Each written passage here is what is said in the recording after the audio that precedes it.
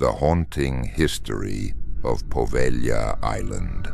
Shrouded in mist and mystery, Poveglia Island lies just off the coast of Venice, Italy. A place where history and legend intertwine. Its past is tainted by suffering, disease, and ghostly whispers that still echo through its abandoned ruins. For centuries, Poveglia has been known as an island of death. During the outbreaks of the bubonic plague in the Middle Ages, it became a quarantine station for those infected. Thousands of sick and dying were brought here, torn from their homes and families, left to perish in isolation. It is said that the island's very soil is mixed with the ashes of the countless bodies burned in massive funeral pyres, their screams once piercing the night sky. Yet the horrors of Poveglia did not end with the plague. In the early 20th century, an asylum was built on the island, a place where the mentally ill were sent, often forgotten by society.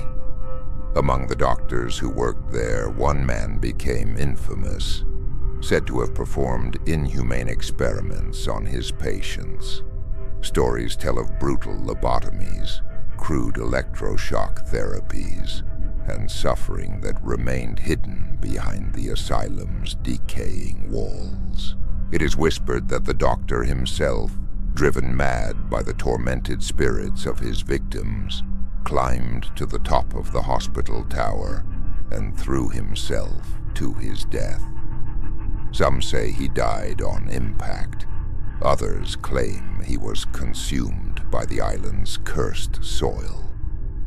But one thing is certain, his soul never left Poveglia. To this day, the island remains abandoned, sealed off to the public by the Italian government. But that has not stopped thrill seekers and ghost hunters from attempting to uncover its secrets. Many who have set foot on its haunted shores report hearing disembodied voices, chilling whispers carried by the wind, and the sensation of unseen eyes watching them.